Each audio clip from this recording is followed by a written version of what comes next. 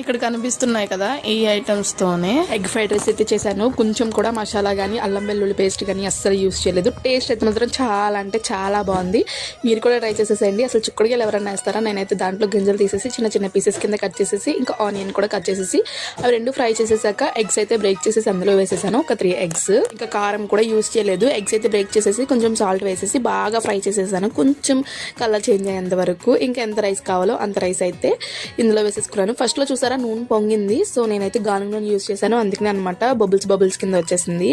ఇంకెంత రైస్ అయితే కావాలో అంత రైస్ అయితే ఇందులో యాడ్ చేసేసుకుని హై ఫ్లేమ్ లో అయితే టాస్ చేసేసుకోవాలి. టేస్ట్ అయితే మాత్రం చాలా అంటే చాలా బాగుంది. ఈవెన్ చిన్న పిల్లలకు కూడా ఏ డౌట్ లేకుండా పెట్టొచ్చు. ఎందుకంటే మనం ఇందులో టేస్టింగ్ సాల్ట్ కానీ మసాలా కానీ అండ్ అల్లం వెల్లుల్లి పేస్ట్ కానీ ఏది యూస్ చేయలేదన్నమాట. పిల్లలు కూడా చాలా అంటే చాలా ఇష్టంగా తింటారు. మీ దగ్గర ఉంటే కనుక క్యారెట్ క్యాప్సికమ్ ఇవన్నీ యాడ్ చేసుకోవచ్చు. నా దగ్గర అవి ఏమీ లేవని చెప్పేసి ఓన్లీ చిక్కుడుకాయలు ఉంటాయి కదా అవి యాడ్ చేశాను ఆనియన్ తో పాటు. ఇంకా ఫైనల్ గా అయితే మన ఫ్రైడ్ రైస్ రెడీ అయిపోయింది. కొంచెం లుక్ మార్చడానికి అని చెప్పేసి వీటితో అయితే గార్నిష్ చేశాను. ఇంకా టేస్ట్ అయితే చాలా బాగుంది. మీరు కూడా ట్రై చేసి ఎలా వచ్చిందో నాకు కామెంట్ సెక్షన్ లో కామెంట్ చేసేసేయండి. ఇంకా మన ఛానల్ కనుక ఫస్ట్ టైం చేయండి. ఇంకా ఇన్స్టాగ్రామ్ లో చూస్తుంటే ఫాలో చేయడం మర్చిపోవద్దు. మరొక రెసిపీతో మీ ముందుకైతే వచ్చేస్తాను.